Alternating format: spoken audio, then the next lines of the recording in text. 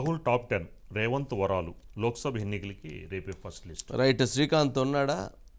రేపే first list Lok Sabha Revanth. మొత్తం యువతకే ఎక్కువ ప్రాధాన్యత ఇస్తున్నామని చెప్పని మరి అంతే కదా, యూత్కి ఇస్తే ఆ పార్టీలో బాగుంటాయి సబ్జెక్ట్స్ కూడా. చాలామంది ఇప్పుడు అంతా జరుగుతుందంతా పార్లమెంట్ ఎన్నికల వేదికగానే అన్నీ జరుగుతూ ఉన్నాయి.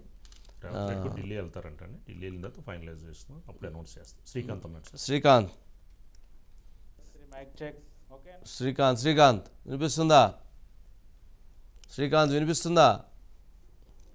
శ్రీకాంత్ ఏంటి మొత్తానికి వరాలు 10 వరాలు ఏంటి? వరాల లిస్ట్ ఏంది? ఏం జరగబోతుంది సార్?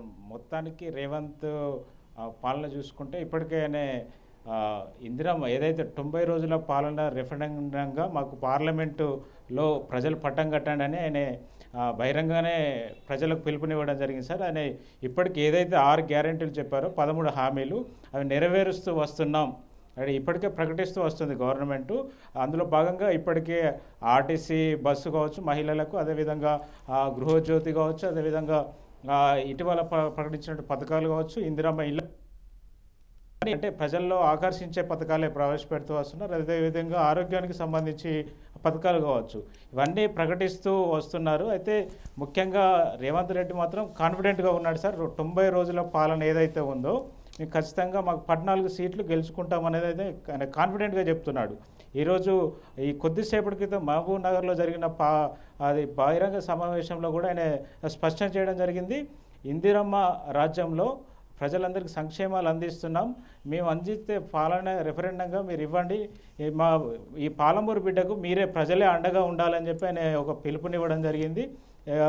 ఏదైతే ఉందో రాష్ట్ర ప్రజల కోసం నేను కేంద్రంతో సఖ్యతతో ఉంటాను, అవసరమైతే బండకేసి కొడదాం ఇవ్వకుంటే అనేది ఇట్లాంటి పదాలు వాడడం జరిగింది. ఇటు ప్రతిపక్షాన్ని డిఫెన్స్లో పడేస్తూనే ఇటు ప్రజలకు చేరువయ్యే విధంగా ఆయన మార్కు మాత్రం చూపిస్తూ వస్తున్నారని కూడా ఇక్కడ చెప్పుకోవచ్చు. ప్రధానంగా ఇప్పుడు ఏదైతే ఏఐసిసి రేపు ఎలక్షన్ కమిషన్ కీలక భేటీ ఉంది సార్ రేపు ఢిల్లీలో.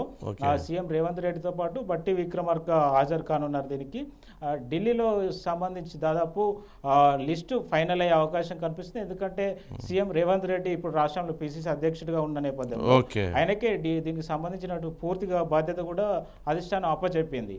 అయితే ఈ నేపథ్యంలో కొంతమంది మనకు ఎక్స్క్లూజివ్ కొంతమంది పేర్లు వచ్చాయి సార్. ఈ లిస్ట్ కన్ఫర్మ్ అయ్యే అవకాశం కనిపిస్తుంది. ఒకసారి మీకు వినిపిస్తాను. మహబూబ్ నగర్ నుంచి చల్ల వంశీ చంద్రెడ్డి ఇప్పటికే రేవంత్ రెడ్డి ప్రకటించారు. చేవెల నుంచి పట్నం సునీత మహేందర్ రెడ్డి, సికింద్రాబాద్ నుంచి బొంతు రామ్మోహన్, మెదక్ నుంచి ఈయన బీఆర్ఎస్ నుండి వచ్చారు సార్.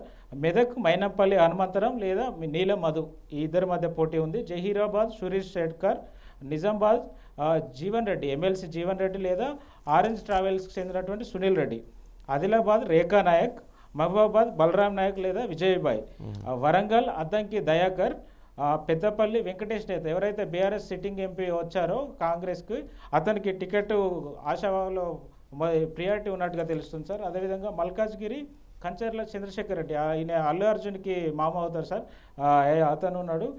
ఖమ్మం నుంచి పొంగులేటి ప్రసాద్ రెడ్డి లేదా మల్లు నందిని, అంటే పొంగులేటి శ్రీనివాసరెడ్డి తమ్ముడు లేదా బట్టి విక్రమార్క సతీమణి. హైదరాబాద్ సమీరుల్లా ఖాన్ లేదా ఎంబీటీతో పొత్తుండే అవకాశం కనిపిస్తుంది.